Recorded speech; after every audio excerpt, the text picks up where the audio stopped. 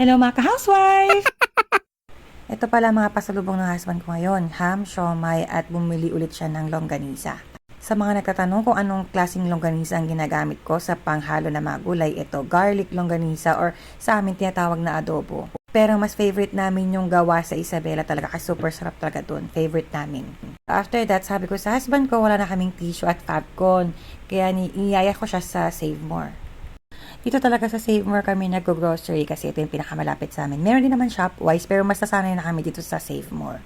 So, yung iba naman na pangangailangan namin, ino-order ko na online tapos din-deliver sa bahay. Tapos yung ibang fresh gulay, mga isda, binibili na ng husband ko dun sa labas.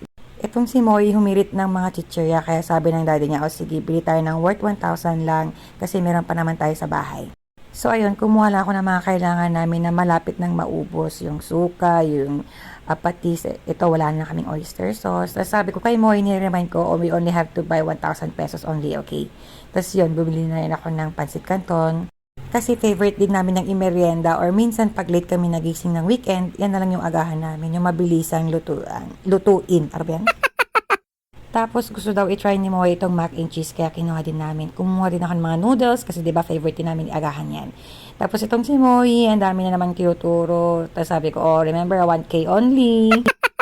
Tapos yun, kumuha na siya ng mga favorite niyang chichirya or snacks niya. Ang hirap kasi ngayon ng buhay, ang mahal na ng mga bilihin mga ka-housewife. Pero ako, humirit din ako ng favorite kong snacks. Yung Mr. Chips na parang sweet corn ang taste niya. So, kumuha rin ako ng ganyan. Tapos si Moy, tinuturo niya, napakamahal na marshmallow. Sabi ko, yung mura lang anak, kasi di ba may budget tayo. So, ayun, kumuha na siya yung ganyan, yung chocolate na marshmallow. Tapos yun, kumuha rin ako ng cotton buds kasi paubos na rin sa amin. Tapos yung pinaka-target ko talaga yung aming tissue kasi life is tissue for me, mga ka-housewife.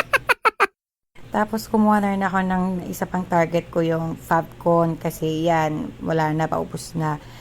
Ako pa iba-ibang ginagamit ko. Minsan Downy, Surf, Champion. Basta, yun, tatlo na yun. Pinagsasalitan-salitan ko lang. Tapos kumuha na ako ng coffee, pero konti lang kasi hindi naman ako araw-araw nagkakape kasi acidic ako. Tapos sabi ni Moy, gawa daw ako ng ice cream. Ano pa yan? So, kumuha si Moy ng kanyang yogurt milk. Kumuha din ako ng fresh milk.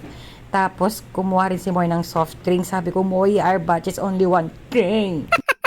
So, pinalitan na rin ng anak ko yung isang soft drinks. Tapos, kumuha na ako nitong parang cookies. Ilalagay ko dun sa ice cream ko. Abangan! Tapos, kumuha na ako ng macaroni para sa sopas namin. Ayan. Kinakabahan ako ng mga time na to kasi parang lagpas na kami sa 1K. Tapos, itong si Boy humirit pa ng isa pang wafer. Tapos, nakita ko tong mga sinigang na sampalok. Wala na pala kami nito. So, kumuha din ako. Tapos, hirapan ako maghanap ng ground pepper. Pero, at the end, nahanap ko din siya. Yan. And then, laurel. Wala kaming ganyan. So, punta na kami sa counter para magbayad. So, parang kinakabahan ako. Parang lagpas ata to na 1,000. Parang matatalo kami sa challenge ni Daddy. So, konti pa lang napapunch pero nasa 700 plus na yung bill namin. So, feeling ko talo kami ngayon. Pero okay lang. Kahit sumusobra naman kami, binibili pa rin naman ng aking husband yung mga nakuha namin sa cart. So, yan na. Talaga yan. Lagpas na talaga kami mga ka-housewife sa 1,000 na pero meron pa rin sa basket. So, ayan. Talo talaga kami ni Moy sa aming challenge kasi lumagpas na kami sa 1,000. Ito na yung bill namin. Tapos meron pa. So, at the end, ang bill namin ay 1,563.65. So, talo kami mga ka-housewife. So, ayan. Paalis na kami ng Save More at uuwi na. Tapos, itong si Moy, hinihilitan na naman niya yung daddy niya. Gusto daw niya kumain sa McDonald's. So, sabi ng daddy niya, your wish is my command or your command is my wish. Charot. So, andito na kami sa McDonald's at magpa-park na lang kami. Pero buti na lang, yung anak namin, hindi naman siya ganun yung magpapabili ng marami. Kahit one piece chicken lang. Tapos may drinks or sometimes may McFlurry, okay na.